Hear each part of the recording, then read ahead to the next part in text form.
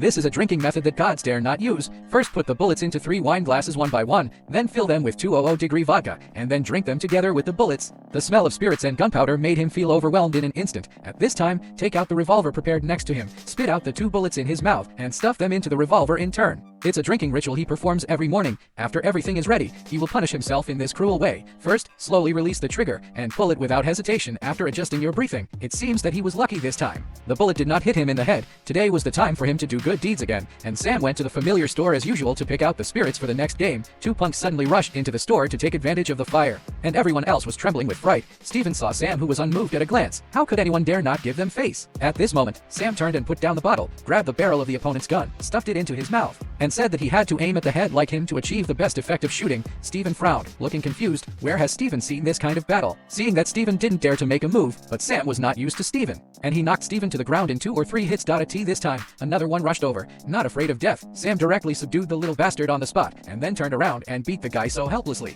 This is where Sam's true strength lies. Before Sam started warming up, the opponent had already collapsed. Sam took the fine wine on the counter and walked away with the money before leaving. The boss was so scared that he didn't even dare to fart. The reason why Sam has such skills is because Sam is a retired special forces soldier. Due to the aftermath of the war, Sam is plagued by hallucinations every day. Sam can only rely on alcohol and physical torture to make him feel alive. And it's all thanks to the care of his sister Shirley that Sam can live until now. After Shirley came back to see Sam this time, he took his luggage and flew back to Brazil the next day, but Sam soon received a call about Shirley's accident, and Sam hurried to Brazil by plane. In the hospital, I saw Shirley, who was seriously injured and unconscious. Sam asked Tony the policeman, but Tony couldn't say anything. Sam asked to go to the crime scene to investigate, but was warned by Tony. Led by the policewoman Wendy, they came to the beach where Shirley's accident happened, but they didn't find any clues. At this time, a local man caught Sam's attention with his keen insight when he was a soldier. Sam felt that the other party seemed to know something. Sam bought a bouquet of flowers and went to the hospital to visit Shirley. As soon as he opened the door, he saw a nurse injecting Shirley with some medicine unexpectedly. As soon as the nurse left the ward, Shirley's body began to twitch non-stop. Sam hurriedly called a doctor for rescue. After investigation by the local police, it turned out that the woman was not a nurse in the hospital. It seemed that someone wanted to kill her to silence her. The next day, Sam came to the beach where Shirley's accident happened again. This time, Sam saw the local young man again. The other party seemed to sense something was wrong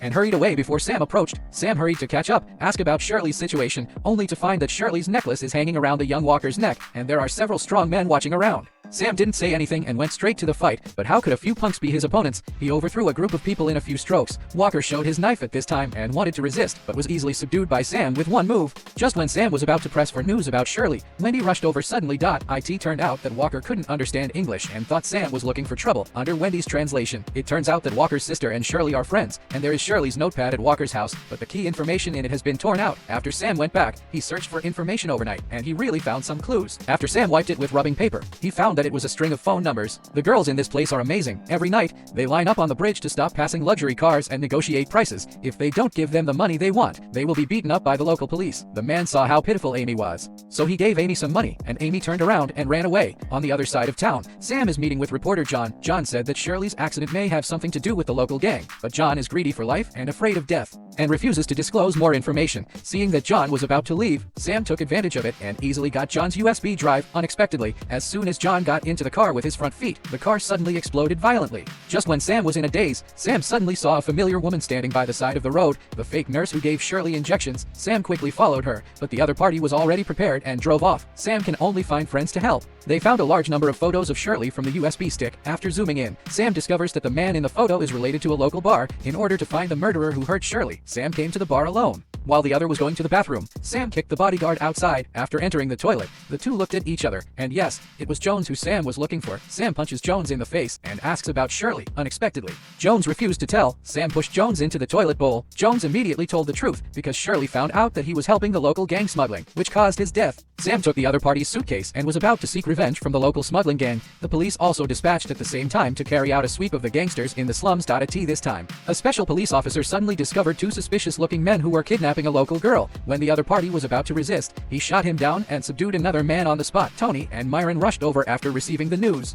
After meeting the man's eyes, Tony picked up the pistol on the ground and suddenly shot and killed his men. It turned out that Tony had already received money from the smuggling gang and provided the other party with an ostensible asylum on the other side. Sam, who didn't know anything, was quickly targeted after entering the base camp of the smuggling gang. Sam was taken to a balcony by the bodyguard, just in time to see that the other party brought a group of girls. Just as the men behind him were about to make a move secretly, Sam turned around and punched the other party easily to the ground. It was only then that Sam discovered that these gangsters were smuggling these girls. Sam was about to continue his investigation, but was blocked by a group of people. But how could these people be Sam's opponents, grabbing a gun and shooting like crazy? Seeing that these people still wanted to resist, Sam immediately used kung fu and kicked one flying. Then he turned around and knocked down two more, and there were still those who refused to accept and wanted to rush up. Sam directly knocked down the last one. At this time, Tony also brought all the people over. After telling the police what Sam knew, Sam took them to the place where the girl was held, but there was no one there. Apparently they had received the news and left early. Sam opened the box and took out the shipping bill inside. Sam suddenly realized that the smuggling gang was going to transport the girls out of the country. After Sam handed the box to Tony, he quickly chased after him alone. But Sam didn't realize that his Shirley was about to be in danger. The woman was about to unplug Shirley's oxygen mask, but was shot and killed by Wendy, who arrived in time. On the other side of the pier, the trunk of a car was quietly opened at this moment. The defenseless guard was easily killed by Sam's arms strangling him. This time, Sam also saw that Tony and Myron were conducting private transactions with smuggling gangs.